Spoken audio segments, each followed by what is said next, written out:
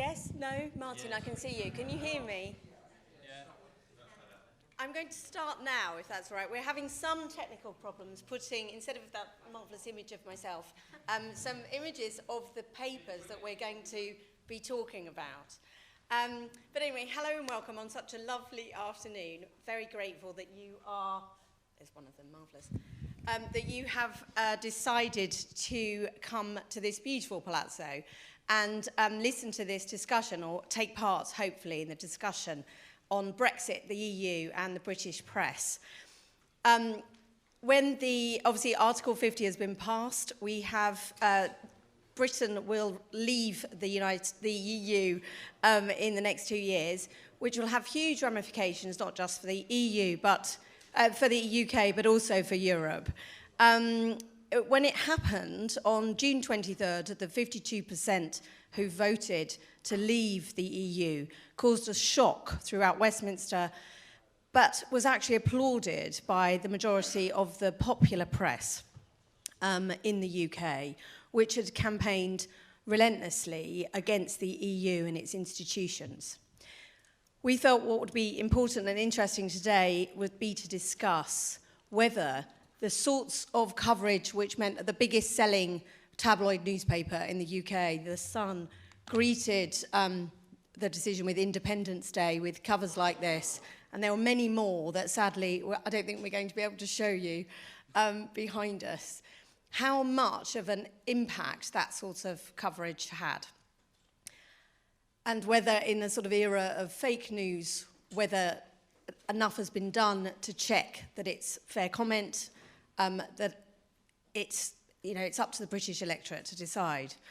So with me to discuss this issue, I'm very pleased that we have Richard Sambrook, who's the Director of Journalism at Cardiff University, and before that spent 30 years at the BBC, BBC News, BBC Sport, and the World Service. Next to him, Pear is the editor of Channel 4 News and foreign editor before then, has lots of experience of dealing with this day-to-day issue of news coverage. Alison Gow, to his left, is the digital innovations editor at Trinity Mirror. Not only is the Mirror the only popular paper that backed Remain last June, against the wishes of some of its readers, many of its readers, but Trinity Mirror is also responsible, one of the biggest local newspaper groups in the UK. And at the far end, which means nothing politically, obviously, is Rupert Myers, who is the political correspondent for British GQ, but also writes for The Telegraph, and last year even co-wrote, I think, a satirical musical comedy, which might be relevant today, maybe. No, not many of us are laughing anymore. To start off, I'm going to ask each of the panellists in turn to talk about, in 1990, anyone who's British in this room will know that in the 90s, the tabloid press was so powerful, The Sun in particular, that when the Conservatives won an election in 1992, The Sun, in a classic front page, said it was The Sun what won it. So I'd like each of the panel to talk about whether or not they felt it was the majority of the tabloid press which won the referendum debate. So, Rupert, do you want to start? We'll keep the first thing to 5 minutes, because I'm hoping we can talk about lots and have questions at the end. I mean, the short answer is no. The short answer is that The Sun didn't win this election. It was won on an absolutely astonishing turnout figure of 72.2% of people, 33.5 million votes cast, and there was something like a 1.3 million vote margin for leave. And I think that however much we focus over the next hour or so on blaming the British press, as I intend to do for failures, and I blame myself for almost all of the failures that I would like to highlight, we ought not to disregard the agency of individuals who, went and put up posters and knocked on doors, because it really was quite a phenomenal achievement, one way or the other, even if, like most of the people in this room, I share a certain trepidation at what it might lead to. you can blame a lot of people for Brexit. You can blame David Cameron for deciding to have the referendum. You can blame Jeremy Corbyn for 40% of Labour voters not actually knowing what Labour's policy on Brexit was. You can blame the Remain campaign for running a really weak source, terrible campaign. And you can blame the Leave campaign for lying through their teeth all the time. But looking back with the beautiful benefit of hindsight, the British press created the conditions in which those 17 or so million people could win. It did so in a number of ways, and the polling suggests that the number one reason people voted to leave the European Union was control, this concept of control. And there's a paradox at the heart of what we'll be discussing, which is that while the British press for decades, and I use the term very loosely to cover everybody, and I don't mean to offend people who publish very good journalism, but the British press for decades has done two paradoxical things. It has blamed the European Union for an increasing number of society's ills, while at the same time explaining to nobody how it operates. So everyone in Britain, a lot of people in Britain, almost 50% of Leave voters voted Leave because of this concept that they felt that they lost control. But almost nobody could actually explain how the EU works. So it was, at the same time, an extremely powerful, all-controlling force, but at the other time, nobody could be bothered to work out what it did or who it was, to the point where even Remain campaigners couldn't name the presidents of the European Union, because there was so little involvement and engagement in what the EU was and what it did, to the extent that when Leave won, Jeremy Corbyn got up on television and said, we should trigger Article 50 now. And nobody really had any idea what that meant, or how to do it, or when we should do it, because, and this is the real fundamental error, the British press didn't really seriously think any of this would happen.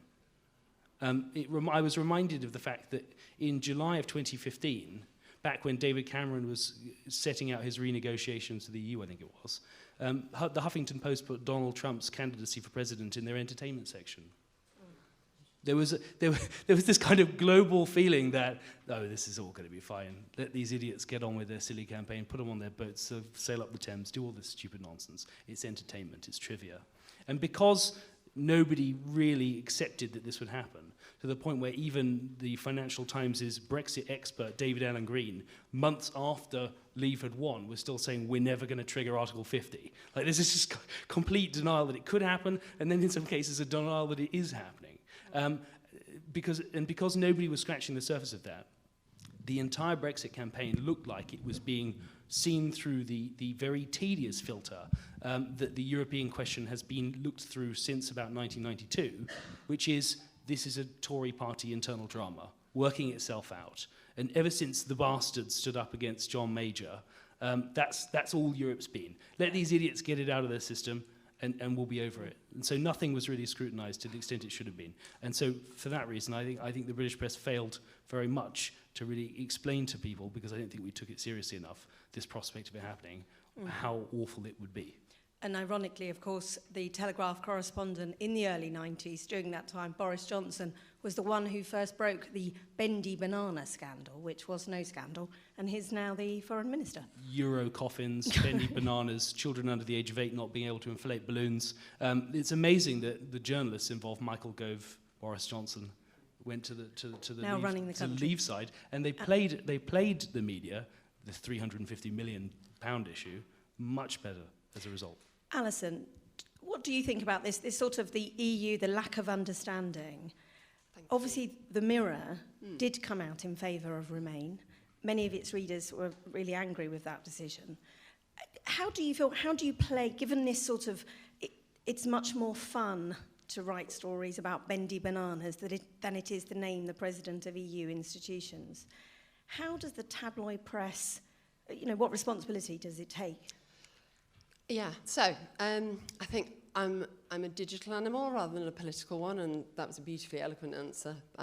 What I have been, I suppose, is in newsrooms a long time. So I remember one of my first ever press releases as a young trainee reporter was from a new MEP, and I remember the headline. It was, "A luned goes mental over bendy bananas." And she'd gone to the EU with this whole expectation of what it was going to be like, and she did a press release saying none of this is true, and it got cut down to about that much. Like, Luned Morgan's had her first day, and that was kind of it. And I think, really, the whole Brexit thing was probably lost 20 years or more ago because of the water on stone effect of us not reporting things in detail, kind of having a laugh, really, that real British attitude of if you don't quite understand it or you don't quite agree with it, take the piss.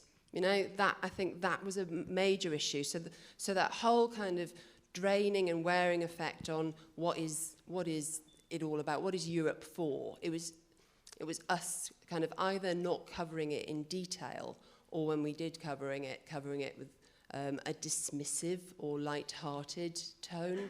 So by the time we got to actually wanting to cover it, you know, to bring things right up to the modern day, and our audiences were not really engaged with it, they weren't reading stuff that we were putting out online, and if you subscribe to the whole, if they're not reading what you're doing now, why would you do more of it? Yeah. It's just, you know, in the competition for attention, it's just not going to get there. So I suspect that it probably didn't get the prominence, the depth of coverage, even when you're trying to get that attention then with a what does it mean, and like really break it down to explainers and explainer videos and Q&As to make it simple. The bubble that people live in, whether that's their own community or their social media bubble, or just the kind of the whole I'm being told something by a mainstream media brand, which is something you were talking about earlier, that people just don't agree with, you turn them off. Mm. Ben, in the UK, obviously the Channel 4 BBC, they have to stand by impartiality guidelines. During the referendum, the BBC in particular was really criticised for doing that almost too much, you know, on the one hand, on the other. Made nobody happy in Simon Jenkins' recent remarks. How, from your position at Channel 4, how did you, you know, the fact is, how much is the sort of newspapers dictating the daily agenda, and how difficult was it to break through, and were you surprised on June the 23rd? I was surprised, like many people within the media liberal bubble, that Brexit happened. I had travelled around the country for about a month before. We'd done a sort of roadshow of shows from major cities across Britain. I thought this is much closer than we all thought, but we thought that people would vote for the status quo. I think the fundamental thing about referendums, and especially the Brexit referendum, it wasn't really about, well, it was about whether we were going to stay in the European Union. It was whether people were happy or not, and people were unhappy and they were angry, and they voted because they felt their lives were not as they should be. So they blamed the EU for that.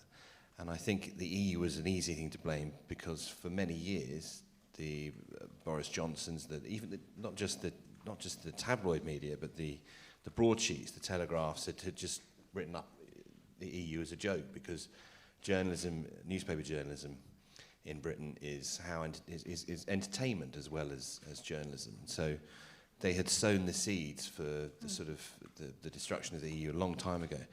For us, Ofcom came out with a very clear ruling that they wanted equal amounts of time for both arguments, which I think was perhaps too stringent a ruling. And what that meant was in elections, quite often we stopwatch how much time the political parties have, so they have the equal amount of broadcasting time, because we are regulated in the UK. So every time there was an argument, an economic argument in favour of remaining in the UK, we would have to then find an economist to argue against remaining. And we got to the point where, I don't know, I think it was something like 85% of economists thought that leaving the European Union would be damaging to the economy. So you had an endless number of people who could come on and talk in favour of the EU. But you had a handful of credible economists who could come on and talk about why it would be a good thing to leave. And we had the same people over and over again. We had the same repeated debates. I mean, we are every day Channel 4 News reports the Brexit debate of the day. The Brexit debate of the day is pretty similar to the one that started a year and a half ago when there was first going to be a referendum. It is going to go on for 2 or 3 years. It is crushing to the viewer. We can see the viewers dip off, and you know, people voted not only to leave the European Union, but they voted for 5 years of chaotic negotiations, of excruciating detail of what David Davis had for breakfast and how that might make him feel about when he goes to Brussels to meet the chief negotiator there. So it was a very difficult thing for us to cover, and the most effective thing we came up with was fact checks, which we thought would perhaps educate the wider British public of the pros and the cons. How popular were they? They were popular. A couple of them had a few million hits.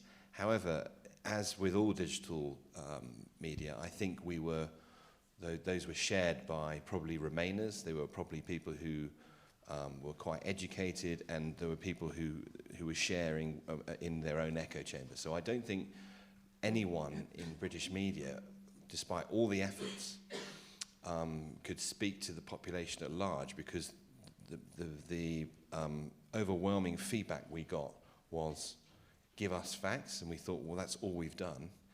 And also, I don't know which way I should vote, can you tell me? And if we can't tell them which way to vote. It's up to them to make it up, to make up their own minds. So it was a very, very difficult thing, and I think it continues to be the most difficult single story that we will cover for the next 300 years while we're negotiating. At least 10. Richard, and at Cardiff have done lots of research, haven't they, into the impact of the newspapers, and obviously that's going to be continuing. What, from your sort of perspective, not just looking at what the influence of the newspapers, but also the TV debate? I mean, how much importance do you think newspapers, which to be fair have a declining readership, had on not just the referendum, but as Ben has intimated, the years and years of negotiations ahead? Well, I mean, I agree with, I think, what Alison said when she said, you know, the impact of water on stone. I think it's a bit condescending to say that, you know, the negative coverage in newspapers dictated the vote. I think it was more complex than that, and just as I don't think it was the Sun what won it in the 1990s, I don't think you can say it was the Daily Mail what won it over Brexit. But nevertheless, the referendum was held against a backdrop of I think, a considerable lack of information and understanding about Europe and interest in European affairs. I mean, it's one of the peculiar aspects of the British psychology, in a way, that you know, we're not very interested in European politics, but want to blame it for anything that's wrong. It's you know, the kind of attitude that says, you know, fog in the English Channel, the continent's cut off. You know, there's a bit of the British and English psychology which is relentlessly independent, and of course that got fed a great deal.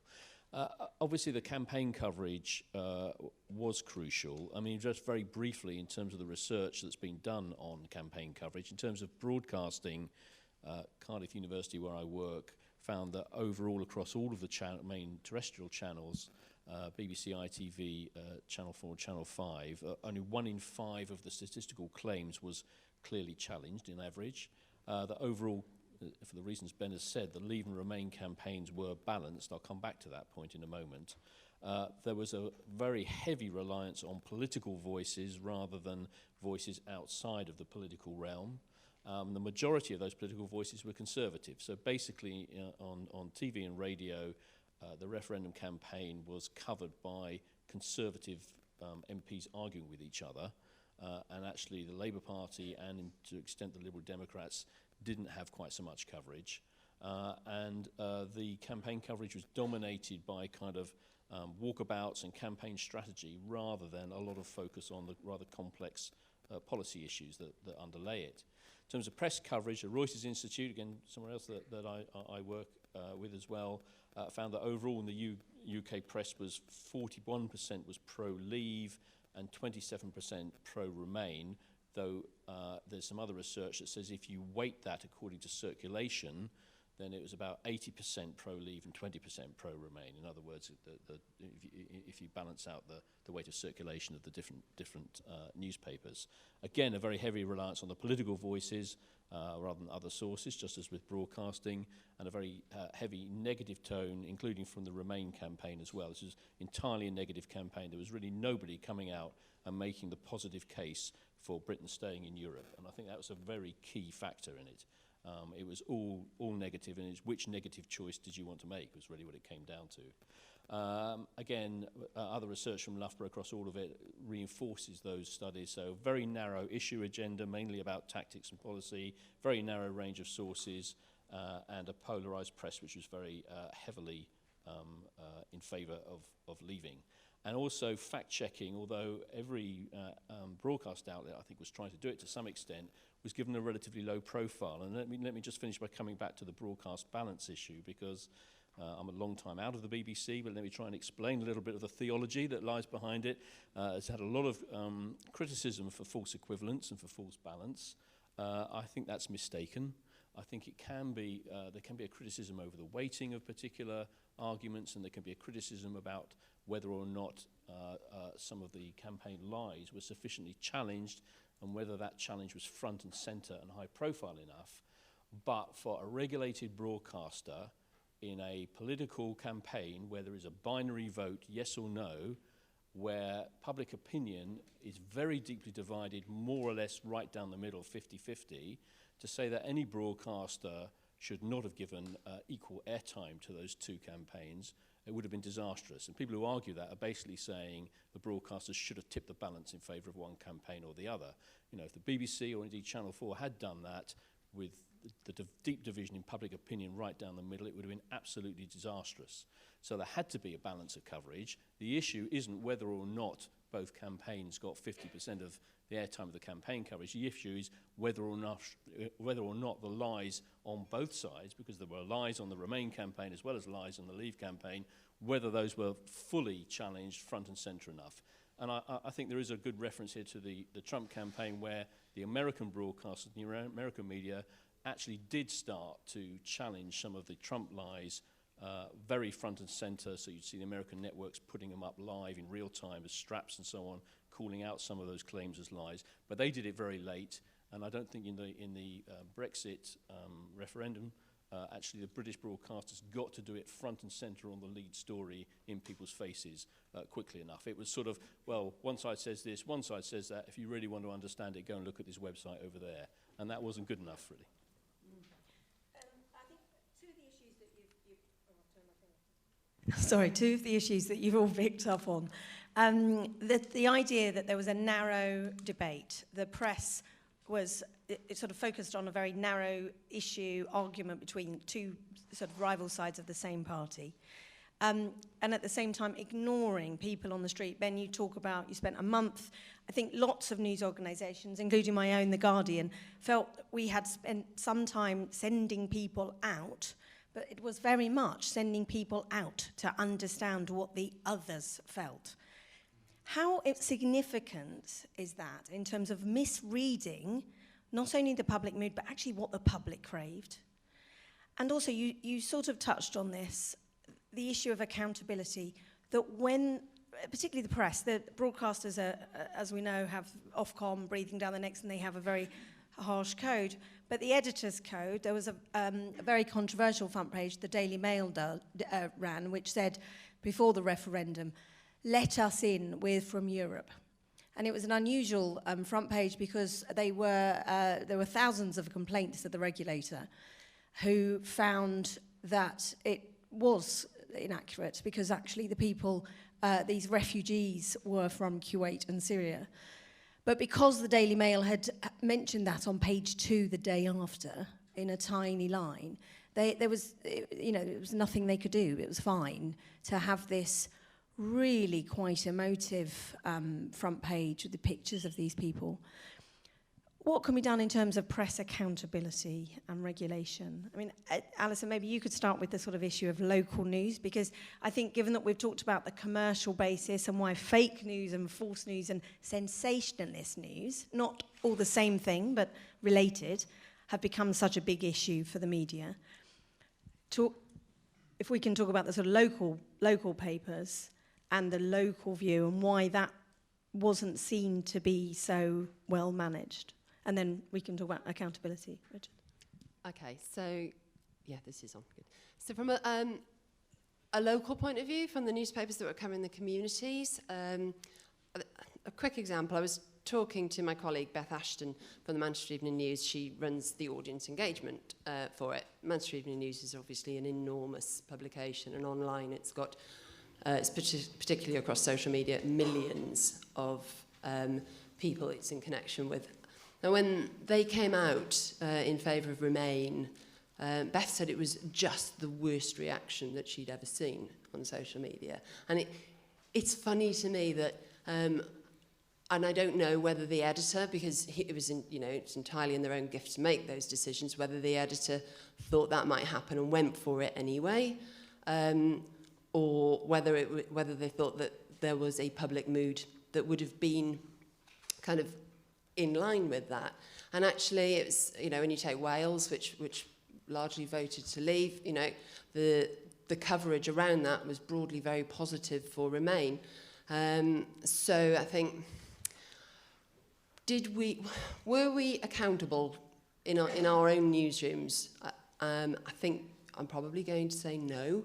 I don't think that we spoke enough to people to understand what was going on in people's minds and hearts around it. I think also readers weren't necessarily that particularly honest with each other about how they felt. There was an awful lot of got to vote to stay, and people didn't when they got there. So there's two strands really. There's the were we in tune, and I think not, and was there a lot of smoke and mirrors around how people were going to vote. So yeah, from a regional perspective,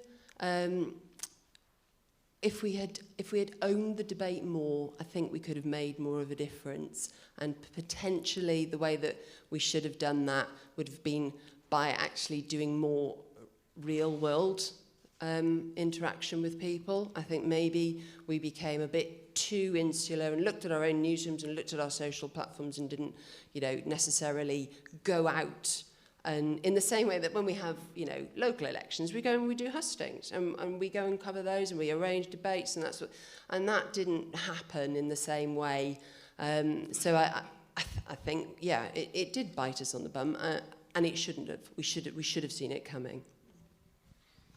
Well, I mean, Britain has a real problem with press accountability, and we know that. We had a big scandal, a phone hacking scandal a few years ago, and we had a big public inquiry, great cost, and it came out with recommendations on how to strengthen press regulation within the UK, recommending self-regulation, but a form of self-regulation that was audited to make sure it was doing its job properly, because the whole phone hacking scandal revealed the fact that the previous system of self-regulation simply wasn't working and had become kind of corrupted in some way. But that hasn't been properly implemented. None of the major newspapers really sign up to the recommendation from that Leveson inquiry. So we have a complete mess in terms of press regulation in the UK. And actually, in some ways, that's okay, because I don't think many people working in newspapers or in journalism want to see government regulation of the press. But the consequence of that is there is no real accountability. And Britain has had, for decades, a very strongly partisan press and a regulated broadcast environment. And actually, most people in Britain quite like that. They like regulated broadcasters because they know what they get, and they quite like a strongly flavoured, strongly partisan press, and they can buy the newspaper they agree with, and they can enjoy the rich colour and all the rest of it that they get from that. But the consequence is you have very powerful, very partisan newspapers which are effectively unaccountable, and actually most of them, apart from The Guardian and The Mirror and perhaps one or two others, most of them are pretty strongly right-wing, and therefore in this context have been pretty strongly anti-Europe. And actually, I'm not sure there's anything you can do about that, and I'm not sure you can hold them accountable very much. Whether that will change with time as the power of newspapers continues to wane a little bit, you would think logically that will change over time, but actually at the minute, those newspapers are still incredibly powerful. There's been some debate because of some of the misreporting, which, as many in the panel have said, has been jokey, talking about bendy bananas. The sorts of stories that gain lots of readers, that people enjoy reading about Europe, which is not about the latest draft constitutional agreement. But that sort of reporting, which isn't often true, there's a continuum, isn't there? I'd like maybe Ben and Rupert, the continuum between that sort of misreporting of something that's possibly quite funny and the sort of fake news where things are put online because they're going to go viral. They may not be true, but everyone really likes them. Can you talk about the relationship between those two things, and how, when it comes to something as important as the United Kingdom leaving the EU, whether or not enough was done, and whether that something should be sort of said about going forward, what happens? People have read newspapers in the UK for ages and thought, I don't know if this is absolutely true, but it's quite entertaining. That's how The Sun has been read. That's how the Mirror's often been read. And there was a paper that was created just in order to make stuff up, the Sunday Sport, which was, and its first story was Elvis found alive on the moon or something, and I think it sold out. I mean, it was an amazing. This newspaper is so far away from fact that it's just brilliant, and so I think people are quite attuned in Britain that they would read a newspaper for opinion, and for attitude, and for a cheekiness. And it's a sort of cheekiness that people, it's a cultural thing. People still talk about the Second World War in Britain. It happened 70 years ago, but people, when I was growing up in the playground, people would go around saying, we won the war in 1944. They weren't saying that, obviously, in Germany, because they lost it. But Britain never dealt with its colonial past, it never dealt with history, it never moved on. And it remained immature, and the newspapers reflected that to a certain extent. I think when fake news came along, I think actually one thing we haven't talked about is that the digital manipulation of the Brexit campaign was extraordinary. And I think we're only discovering now through journalists like Carol Cadwallader the extent to which people were targeted, the extent to which Cambridge Analytica got into people's inboxes, and the manipulation of Facebook. So I think when people saw fake news online, I think some of them might think, oh, this is ridiculous, but actually people sort of trusted online a bit more than they did the newspapers, because they didn't have the cultural references of previous newspapers. There's one issue actually that really came out that we never really discussed, and it's partly to do with political correctness, it's partly to do with decency. The biggest issue in Brexit was immigration.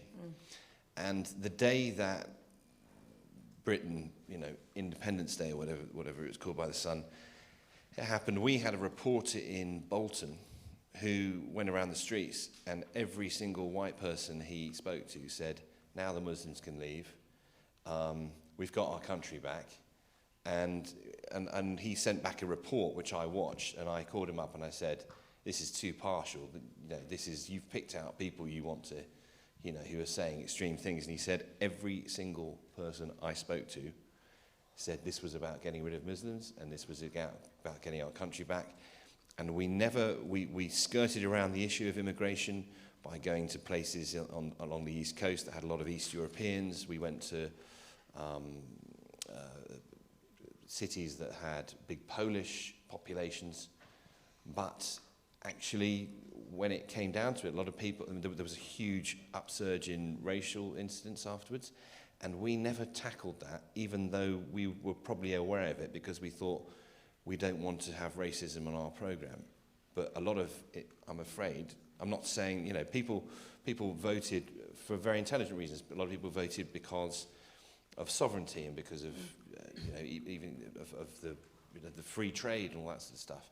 But it was driven by immigration, and it wasn't a subject that we tackled well or knew how to tackle. Did you run that piece? We ran it, yeah. We ran the voices in it. Actually, we took because of the mechanics of news, we didn't run his piece. We ran 4 or 5 voices from it, and we put them in a Gary Gibbon piece, and then we made it a Facebook video, for which we were criticised. But I was very clear with the reporter, listen, you haven't just picked out extreme voices or looked for them or provoked this. And he said, every single person I spoke to said that. If it's the same video, there's a guy in that video who says to the camera, I voted for Brexit so the Muslims can go. And then the guy says, so, do you understand that this is about the EU? And he goes, no, I don't have a problem with Europeans. I voted for Brexit so the Muslims will leave. It's mainly thanks to, at the moment, to a politician called Ken Livingstone, but we talk about World War II in the United Kingdom on a daily basis. Some of you may be Spanish and know that we contemplated briefly going to war with you a couple of days ago. When David Cameron came back from his renegotiation, again in part because nobody thought that Remain was going to lose, again in part because nobody actually really understood the European Union, his deal was lambasted by everybody as a total waste of time. The Sun's front cover was, who do you think you are kidding, Mr. Cameron? With there was a program called Dad's Army in the UK, which is on television constantly, about people volunteering in the British Army during World War II. So again, very clear military references pervaded the entire campaign. And it really says everything that the Sun chose to go with Independence Day, which is a film about war against aliens. That's the image they used to describe what Brexit was. But the market will give people what they want. And if people want to go to Breitbart and read about people in Muslim countries enjoying seeing the Westminster attacks in London, people will click on that. And until the model of journalism kind of isn't about making money from things people read all the time, Channel 4 News will still have Milo Yiannopoulos coming on and talking garbage, because it gets people watching. And I don't mean to just select Channel 4, but the problem is that you're right, there is a spectrum, and it goes from serious, dry, sensible people who post important, useful stuff that nobody reads, that doesn't get put on television, that doesn't get put on the radio, and people who will go on and say, if we close our borders look at what happened in Cologne, if we close our borders, we'll be safer, or we'll go to war with Spain. 5 minutes after that article, there are journalists going, well, could we beat Spain? And they're publishing articles about British naval capacity. We've never escaped World War II, never. And it's obviously it's not embarrassing that we want it, but it is embarrassing that we can't forget and go on constantly about that. You only have to look at the popularity of Katie Hopkins online to realise that if you just want to say things like we should go to war and Muslims are all bad, you'll get lots of followers. And we're at the point now where the Daily Mail published a cartoon the other day, which I would like to show you, but I can't, in which they show people in the Mediterranean on boats represented as monkeys. Like it's actual monkeys. And you think, BuzzFeed should do a quiz where they just put this next to Nazi cartoons and, which is which. Well, there's a few like that. Right. I want to open it up to the floor. But just before, I'll ask all of you to answer the question, because we've talked about what has gone wrong.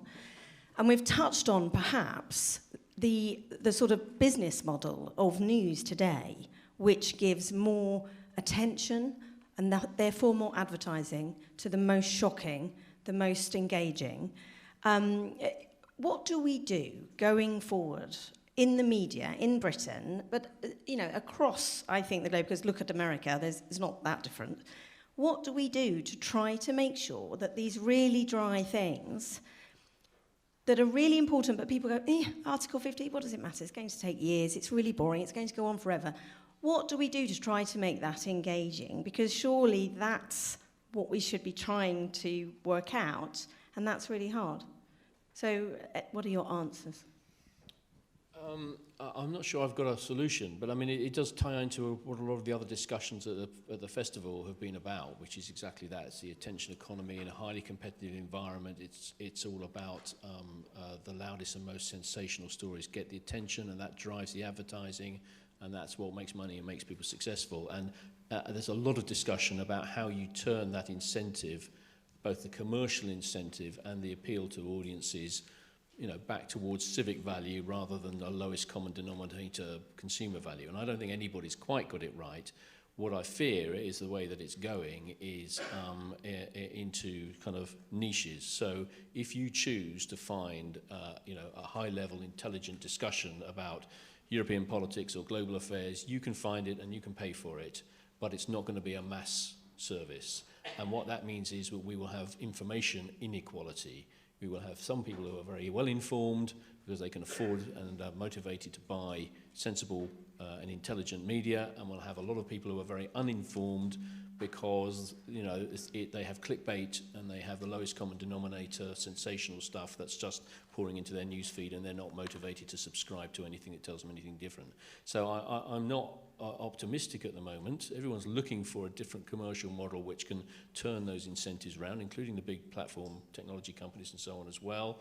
I haven't yet seen anything that's convinced me it's going to work, and I fear we're headed towards a place where we have a growing inequality gap, not just economic, but in informational terms as well, which I think could be highly damaging. I think Facebook and Google have got to take more responsibility for the chaos there is online on what is news and what is fake news. And I know that they're doing these certain things, but they are relying to a great extent on other journalists to try and police journalism. I think they have to regulate the internet in some way, because I think never before have you been able to spread lies so quickly, and I think they're not doing that, and they're also not paying real journalists enough to make it. We've all developed digital sides of our newsrooms. Our one's been successful after a long period of not really having any effect at all. Our digital team have now got quite a big following, but it's cost us a lot of money, and we didn't get anything back in return. But I think to engage people in complicated matters of constitution, of politics and the economy, the most effective thing we've come up with is our fact check feed, and the videos that we've produced out of those, and that is really a meeting between TV editors and highly skilled graphics and animation people, making really engaging, clever, funny, but wonderfully simplifying very, very complicated matters, and they are very, very shareable, and I think they are the future. We also, I think, we rely on fantastic political correspondents. We've got two of the best with Michael Crick and Gary Gibbon, but I think they're playing a game which is essentially a parliamentary game, which they have to play to hold MPs to account. I think we need to find a new way of getting younger reporters to engage with the population at large, rather than just with the politicians. Yeah. Thank you.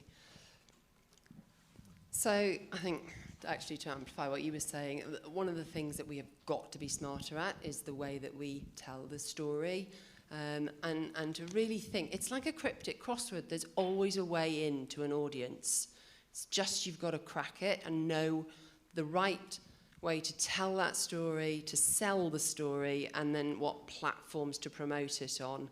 And potentially, one of the most successful things we do is when we take the journalists out of something and they're facilitating rather than telling, because really, like, humans enjoy other human experiences, so hearing from your peers is better than being lectured.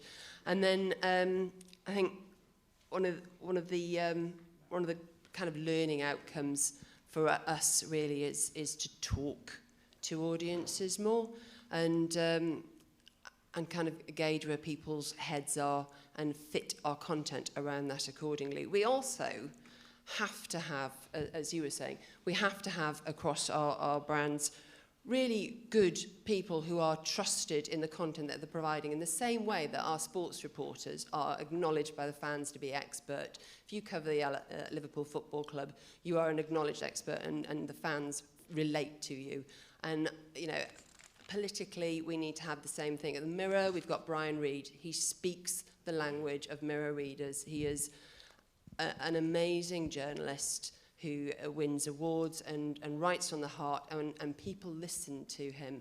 And I think, you know, who are the next Brian Reeds for us is something we've really got to identify. So it's actually a talent thing as well, an investment in our people, and an understanding that we have to be bringing people through.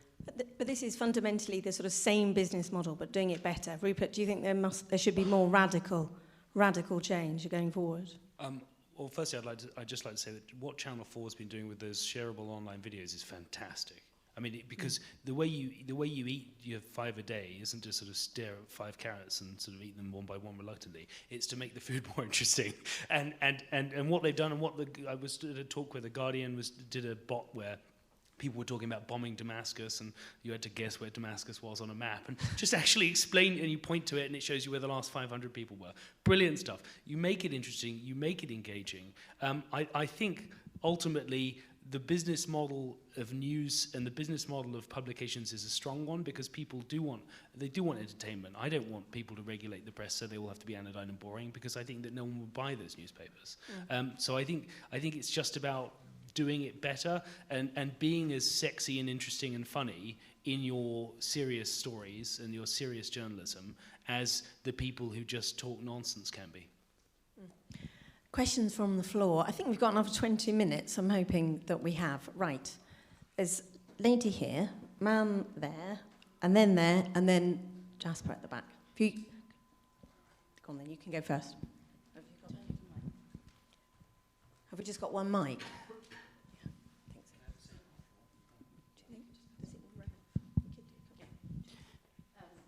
Can you? Yeah.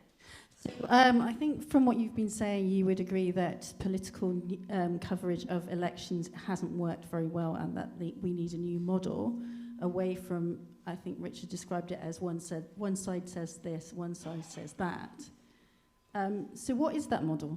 Because I'm very bored of it. I've talking heads saying one argues this, and 2 seconds later somebody says exactly the opposite. It's quite boring to listen to on the news, but I think particularly during elections. So let's have something different, but what would it be? Ben and Rupert, do you want to take that specifically, the political? I'd like to see, because I was never old enough to either watch it live or go on it, but I'd like to see a return to those sort of after dark type shows where people sit around getting drunk and talking for hours. I think that could be fascinating. That's the niche sort of television, though.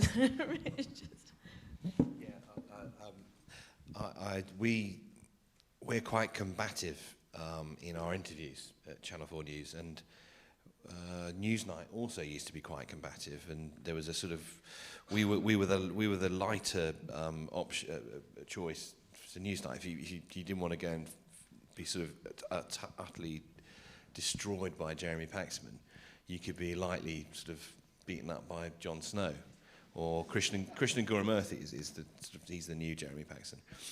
Now, we are now the only place, I would say, that still does the hard interview, because Newsnight has changed its style and its presenter. But I have found that politicians, well, with Theresa May's government, ministers will not come on any broadcast and be interviewed, because only she's allowed to say anything. So we have got ourselves into a cul-de-sac where people say, well, I don't want to come on and be beaten up. And I think there is a massive space for the After Dark show where people can express their opinions and they can give intellectual backing to why they feel a certain way about certain things. And it wouldn't have to be the same politicians that you see all the time. It could be people with a story, or people with an opinion, or people who are articulate. And I think that Britain is crying out for that space. I think the most effective political person is Andrew Neil at the moment. He's the only one. He has a late night show, which he can get people in, and he can beat them up, and he can also pamper them a bit as well, because he's got the time and he's got the skill. But we are lacking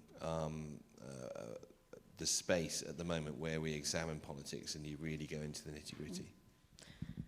There's another question there, if you've got that. Hello, everyone. I'm Mario from Content Insights. We do editorial analytics. I have 2 comments and then a question. Oh, keep your comments quick then, because we Okay, do have first comment, I questions. think you're beating yourselves up for the Brexit too much.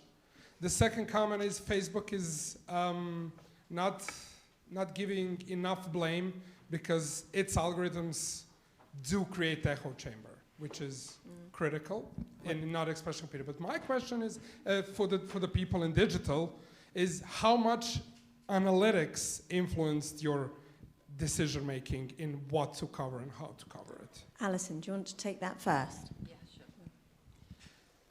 Okay, so analytics is kind of fundamental to the decisions that are made in newsrooms, and they may not, completely influence, shape the journalism around them, but they do influence the decisions that are made all the time. So the way that people were responding to our coverage would have been, scrutinised, analysed, and the figures would have been very much discussed in conference. And I can tell you now that the viewing or the reading figures or the video viewing figures would have probably been very low, because it's really hard to engage in a topic like that. So from an analytics point of view, what you do then is you don't necessarily just do kind of McDonald's news. That's not, you have to cover the important things. It's important for a brand to cover those things.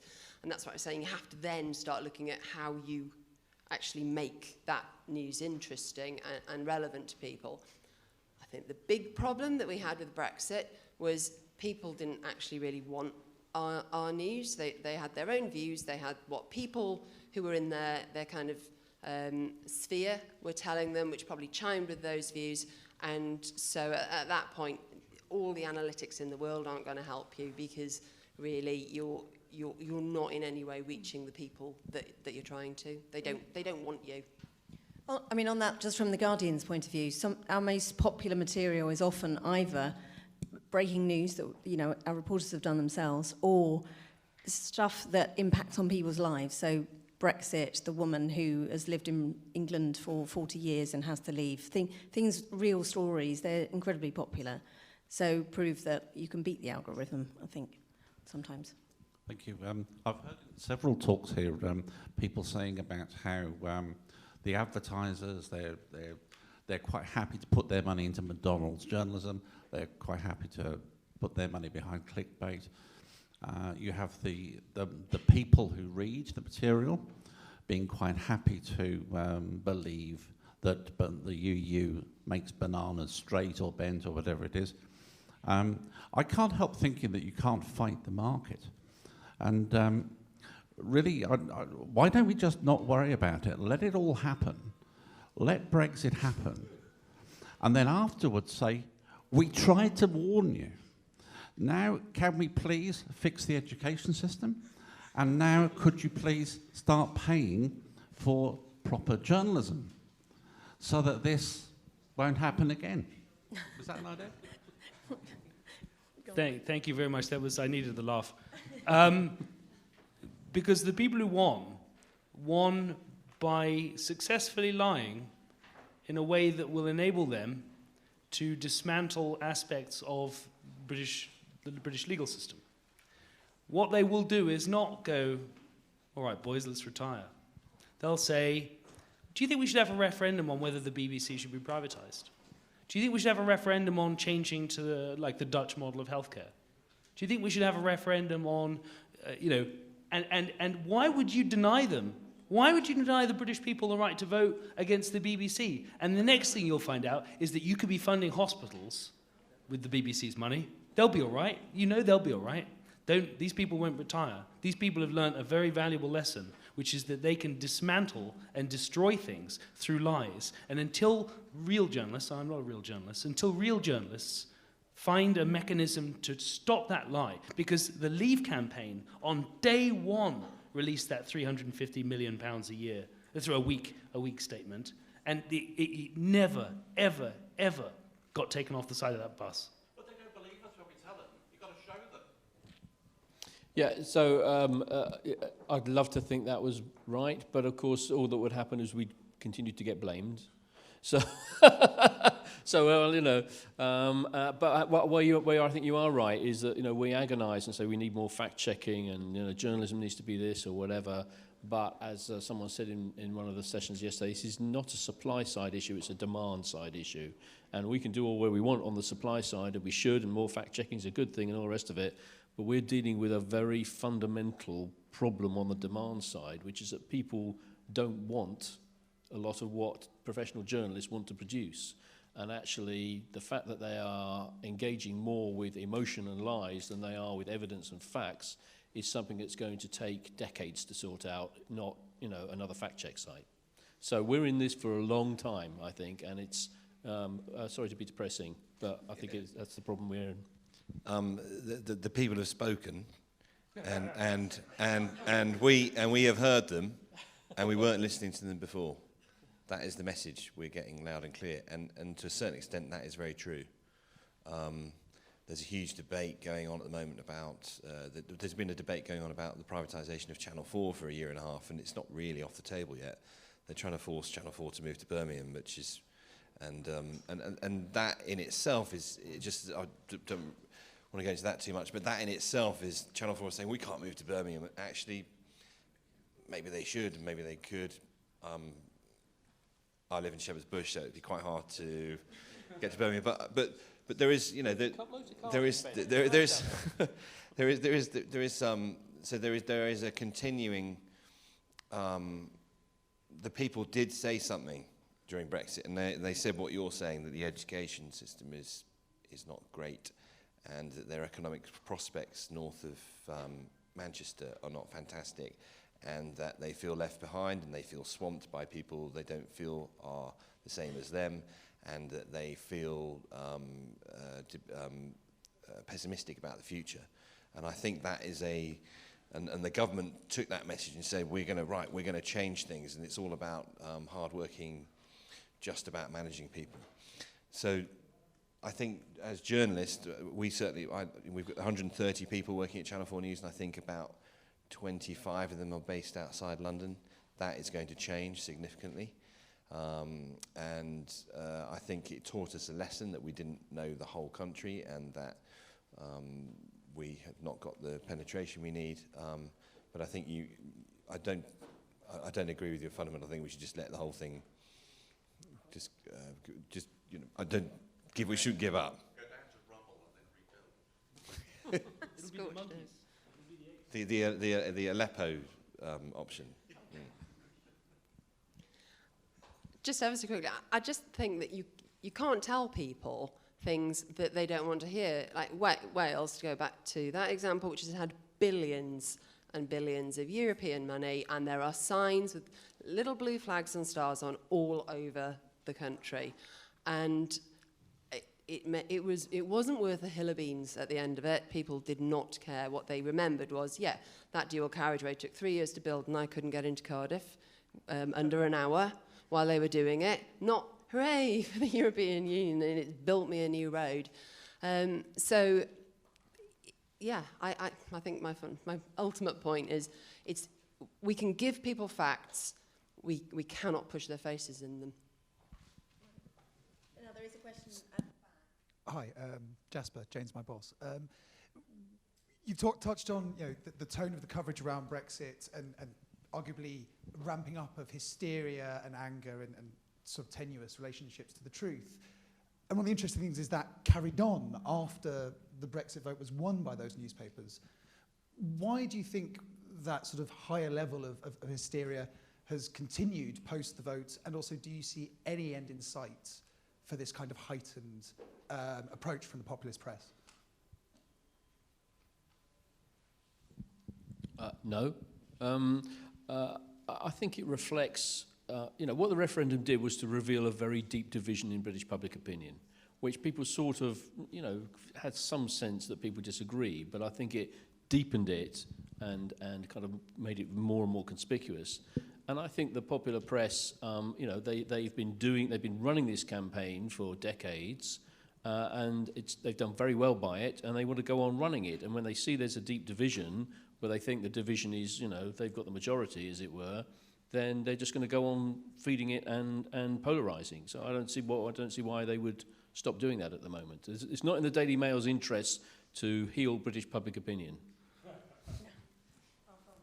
There's a large constituency that wants a hard Brexit, and they just want to get out of the European Union as quickly as possible. As a journalist, whether I voted in or out, doesn't seem like a bad thing, because it means we won't have to cover it endlessly for years and years and years. But it's probably a stupid thing to do because you want the best deal possible. But I think they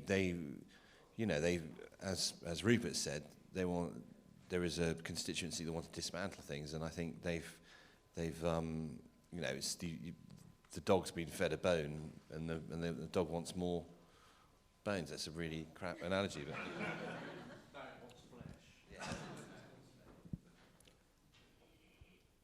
I think that the mistake that a lot of people made for a long time was in assuming that people like Katie Hopkins were just nuts and didn't reflect a lot of people's views.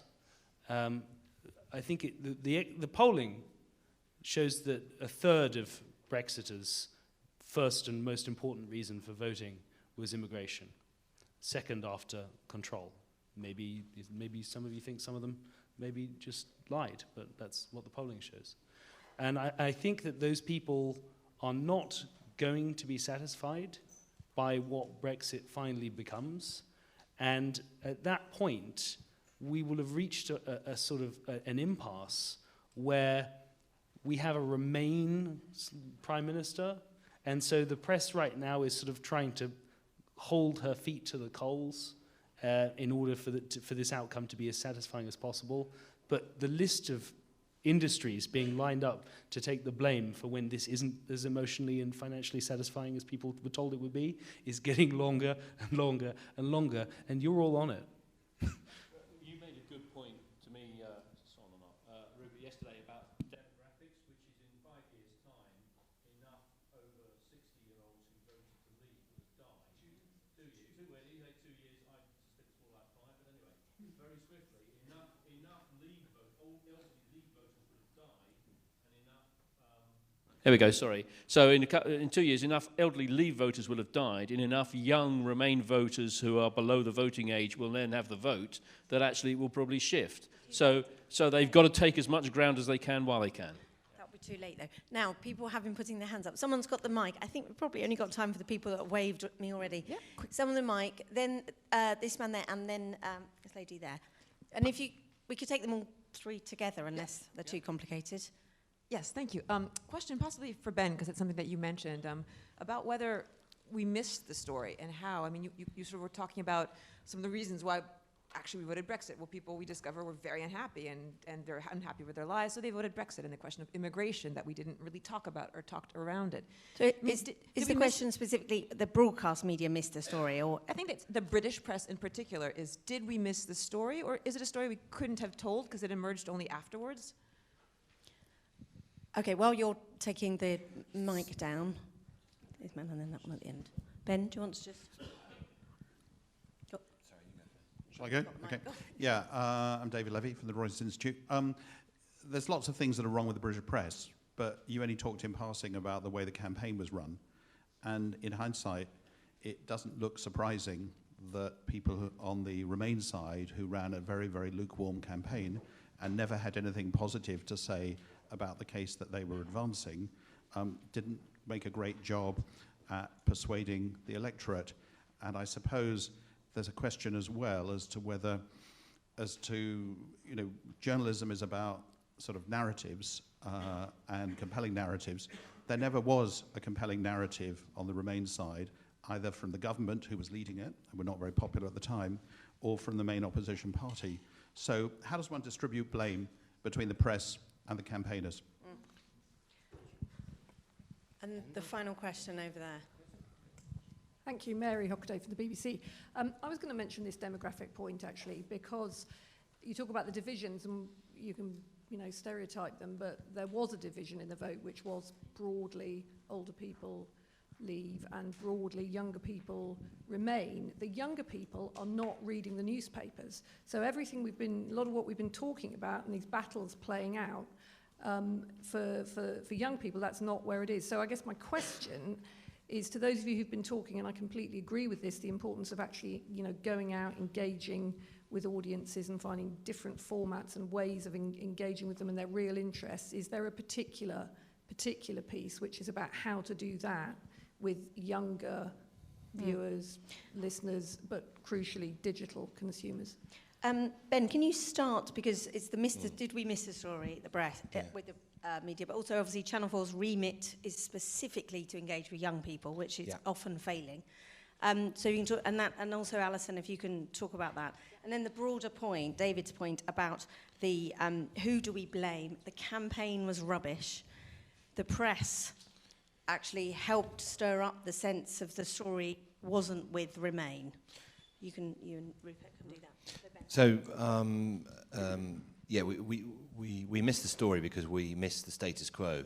So news, as defined, is about what's happened, and you tend to report the catastrophic or the sensational that happens, and you don't report what everyday life is like. And I think we need to find a way in which to do that. And I think classically, this is the sort of BBC and Channel 4 mode of reporting. There is a report comes out from some social sciences institute that is about people living on their own or social care, and it's coming out, and you do a case study a couple of days before, and then you have a piece that explains what the ins and outs are of this issue. I think we need to embed proper filmmakers in places and who will tell us what those places are like, and we do that very well at Channel 4 News with foreign places.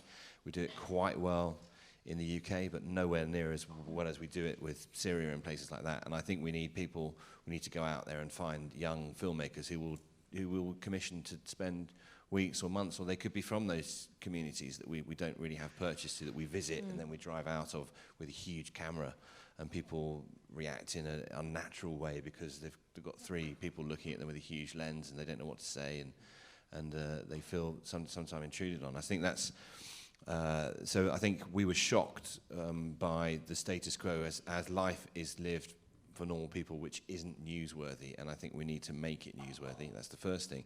When you come down to demographics, in my own family, there was a sort of weird email chain that came out after the result. My nephew, who is at university, bitterly complaining over 2 pages of an email to my father and uncles. One uncle who we knew voted out, and he did this whole sort of diatribe, this is my future, and you've retired and all the rest of it. And my uncle just replied, "Thanks very much for that. That's very interesting of you. Just a question, did you vote?" There was an absolute silence for 2 days, and then it turned out he didn't vote. Oh. So I think that in terms of the demographic, old people voted. I think young people voted to be more fair, than they did. I hate this because, as David pointed out, the campaign run by Cameron timed at the end of June when lots of young people were, post exams at Glastonbury, wherever. Worst possible time for young people. Didn't lower the age for voting. So True. I think politically they were almost led not to vote. To be honest, given that you don't know who he is, I think he was just stoned in his flat and he didn't vote. But I would. But when you say young people are not reading papers, there's a paper in the UK now called First News, and it is. I think it has the biggest subscription of a weekly paper. It's got. I mean, obviously it's parents buying it for their kids, but my kids all read it and they fight over it when it comes. It's really well written, and it gets really good stories, and it's very well produced. And I think that makes me. I didn't read newspapers when I was their age, and they are, so they've got a paper. Right. Alison, on the younger audience point. Yeah, sure. So, how do we do that? Well, the big problem is that you've got a whole bunch of middle-aged people generally telling their newsrooms, right for young people, and they're not using the tools either. The way that when I look at how my just teenage niece uses social platforms, it's entirely different to the way that I use it, and she would not go near Facebook. It's just like, why would I? The most her engagement is on Facebook is when her mum tags her in a photo, and then she's horrified. So, I don't have an answer beyond.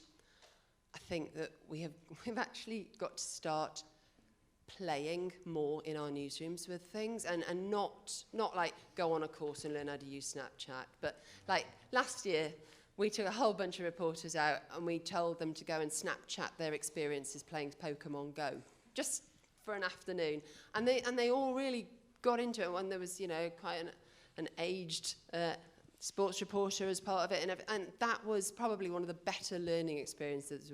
We didn't give them much tuition.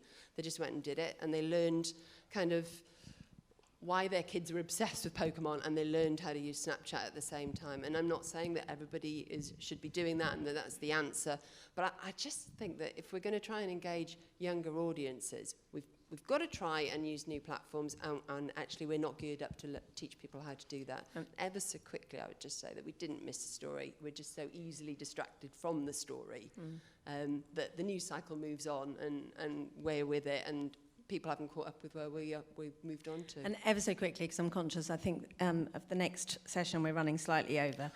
Who's most to blame? Rupert and Richard, you can answer this one word. Is it the press or was it the campaign? 40%, 60% campaign. It was winnable. 9% of people who voted for Remain did so because of their attachment to the European Union. Only 9%. So you're going to blame Brussels? The campaign, to a certain extent, yes, but the campaign could never have been, isn't the EU fantastic, don't we all love it? Because even the heads of the campaign were like, we know it's bad, but it's not as bad as that. And you don't win like that. So I blame, for the fertile conditions in which Brexit succeeded, I blame the fact that you, sir, asked what are the stories that have been missed, or somebody asked that. I, growing up, never read or heard stories of what the EU had done that was good. I only ever heard, and to a certain extent I agree with this, about all the times it made mistakes. I mean, for example, the euro. But that's my view. But there are no good news stories about what the EU ever did. And that meant that the football pitch, actually, with the benefit of hindsight, was like that. All right. I have let him do...